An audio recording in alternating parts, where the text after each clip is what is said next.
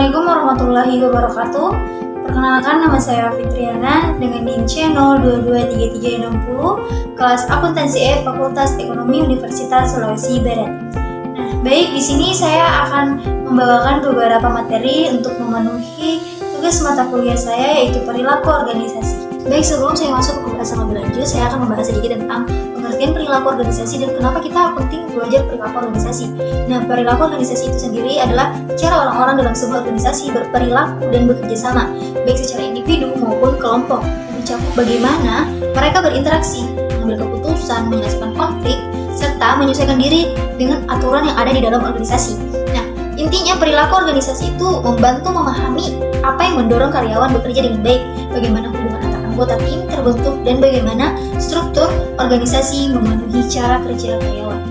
Masuk ke materi pertama, yaitu memahami kerjasama tim. Nah, biasanya kalau kita membahas tentang tim dan kerjasama, itu biasanya mencakup tentang pengambilan keputusan. Nah, di mana tim itu biasanya bekerja lebih baik daripada individu. Nah, perbedaan kerjasama tim dengan kelompok tersendiri itu juga karena kelompok itu biasanya ada dari 2 orang atau lebih yang berinteraksi dan saling ketergantungan untuk mencapai tujuan tertentu. Nah, sedangkan tim itu sendiri mempunyai tujuan yang sama, di mana biasanya tim itu merupakan kelompok yang menghasilkan sinergi positif. Nah, ada pula jenis-jenis tim. Nah, jenis-jenis tim itu sendiri dibagi menjadi 4. Yang pertama, tim penyelesaian masalah, di mana beberapa dari mereka itu biasanya orang-orang dari departemen. Nah, yang kedua itu tim sewa kelola, di mana tim kerja yang mengelola tim mereka sendiri. Kemudian ada tim lintas fungsional. Terus yang terakhir itu ada tim virtual. Mereka itu biasanya bekerja di bagian komputer. Lalu bagaimana cara menciptakan tim yang efektif dalam sebuah organisasi? Nah, kalau dilihat dari konteksnya itu ada 4 faktor kontekstual ya, di mana pertama adalah sumber yang memadai, kedua kepemimpinan yang efektif, ketiga susunan evaluasi dan kepercayaan, lalu keempat sistem penghargaan yang mencerminkan kontribusi tim. Nah, kalau dilihat lagi dari komposisinya ada beberapa variabel, di mana variabel pertama itu kemampuan para anggota, kepribadian, mengalokasikan peran, keragaman, ukuran tim, dan yang terakhir adalah fleksibilitas anggota dan preferensi. Nah, kalau dilihat lagi dari rancangan kerjanya, di mana tim harus bekerja sama dan memberikan peluang kepada pegawainya. Lalu kalau dari proses atau efektivitas tim, mencakup komitmen untuk mencapai tujuan bersama. Masuk ke materi kedua, yaitu komunikasi. Nah, komunikasi itu sendiri berasal dari bahasa Latin, yaitu communis, yang artinya bersama. Nah, komunikasi itu biasanya membantu tujuan anggota untuk mengimplementasikan proses pertukaran informasi. Nah, terus ada juga fungsi-fungsi dari komunikasi itu sendiri, di mana yang pertama adalah fungsi kontrol, di mana mengontrol anggota, misalnya dari direktur ke manajer, dari manajer ke karyawan. Lalu yang kedua adalah motivasi dari karyawan mengenai apa yang dilakukan. Lalu yang ketiga adalah ekspresi sosial. Lalu yang keempat adalah informasi, di mana informasi ini berperan dalam pengambilan keputusan. Lalu ada pula arah komunikasi, di mana dari pertama itu dari yang ke bawah yang terjalin dari tingkatan kelompok ke arah yang lebih rendah, ada juga yang ke atas. Kurang lebihnya sama seperti dari arah komunikasi ke bawah. Terus yang ketiga itu adalah lateral, di mana posisinya sama yang terjalin antara tim atau kelompok.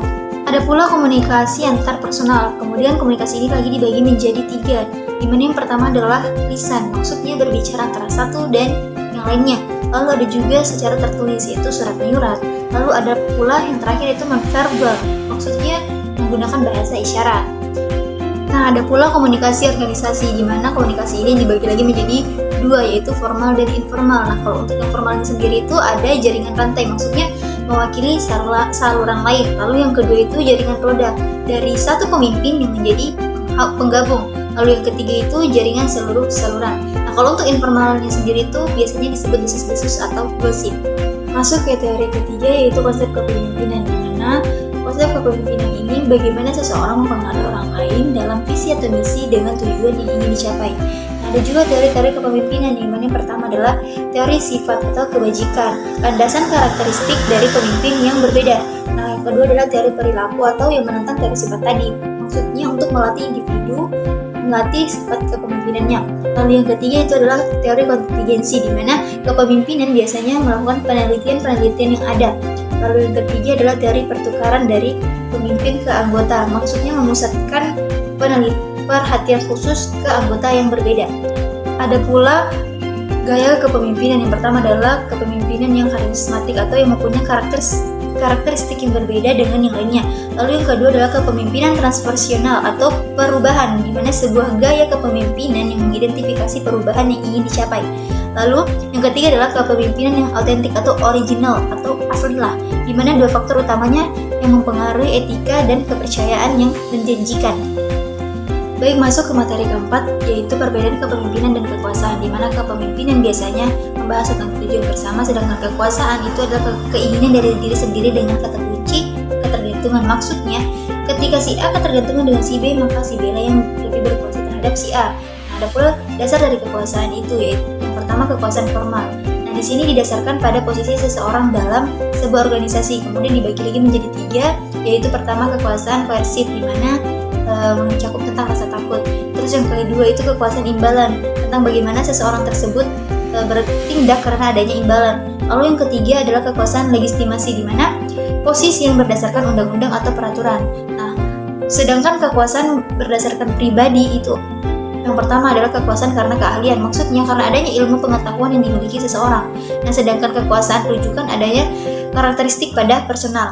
Ada pula taktik dalam kekuasaan, di mana yang pertama adalah legitimasi atau struktur atau wewenang atau posisi dalam suatu organisasi. Terus yang kedua adalah persuasi rasional, di mana argumen atau bukti nyata di lapangan. Terus yang ketiga adalah seruan inspirasional, maksudnya bagaimana seseorang mengembangkan komitmennya.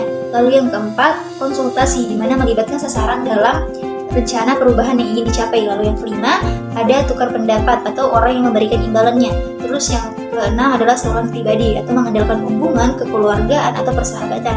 Yang ketujuh adalah menyenangkan orang lain. Terus yang kedelapan adalah tekanan, bentuknya biasanya peringkatan. Terus yang kesembilan adalah koalisi, maksudnya komitmen bantuan orang lain untuk membujuk sasaran atau menggunakan dukungan orang lain. Masuk ke materi yang kelima, yaitu konflik dan negosiasi. Maksudnya konflik adalah persepsi negatif atau perbedaan persepsi. Nah, biasanya konflik ini muncul karena adanya perbedaan tujuan. Nah, konflik memiliki tiga pandangan, di mana pandangan pertama adalah pandangan tradisional. Maksudnya semua konflik itu berbahaya dan harus dihindari. Sedangkan konflik yang kedua adalah pandangan hubungan manusia. Maksudnya itu terjadi karena konsekuensi alami atau tidak bisa dihindari.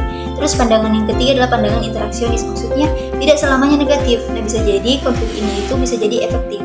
Nah, kemudian ada tipe konflik, yaitu yang pertama adalah konflik tugas, maksudnya berhubungan langsung pada muatan dalam sebuah kelompok atau organisasi. Kemudian yang kedua adalah konflik hubungan, maksudnya berfokus pada hubungan personal. Terus yang ketiga adalah konflik proses, maksudnya berhubungan dengan bagaimana suatu pekerjaan itu dilakukan. Lalu ada juga lokus konflik. Nah, lokus konflik ini dibagi lagi menjadi tiga, di mana yang pertama adalah konflik di antara dua orang, kedua adalah konflik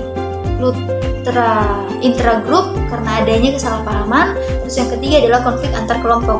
Nah, sekarang kita membahas tentang negosiasi. Negosiasi itu adalah penyelesaian konflik atau tawar-menawar.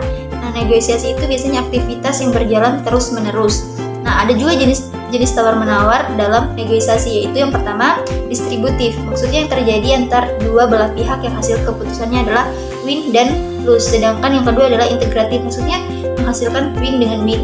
Masuk ke materi yang keenam, yaitu budaya organisasi. Budaya organisasi adalah kultur organisasi atau sistem, di mana yang dianut oleh suatu organisasi yang menjadi pembeda dengan yang lainnya.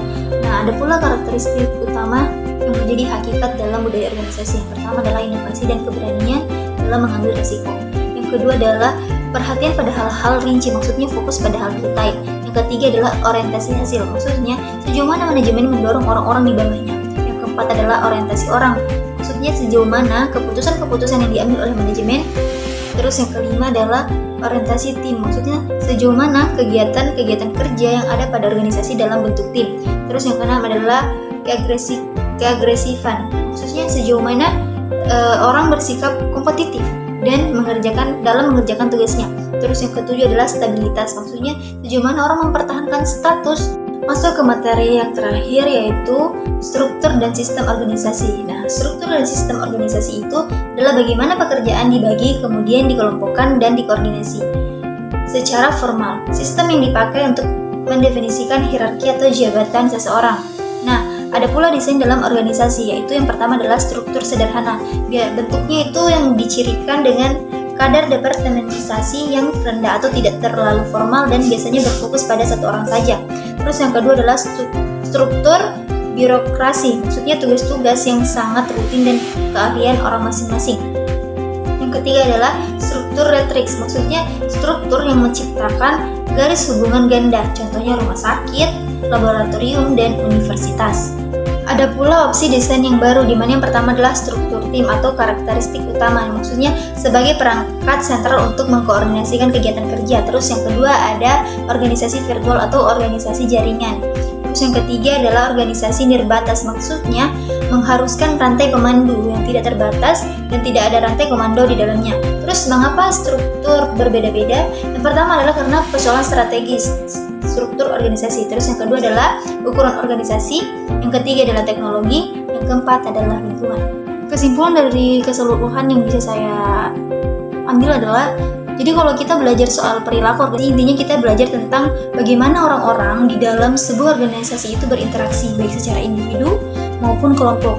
Nah, dari sini juga kita bisa paham cara meningkatkan produktivitas, menciptakan kerjasama yang solid, dan membangun kepemimpinan yang efektif. Mungkin itu saja yang dapat saya paparkan tentang materi ini. Jika ada salahnya mohon maaf. Sekian dan terima kasih. Assalamualaikum warahmatullahi wabarakatuh.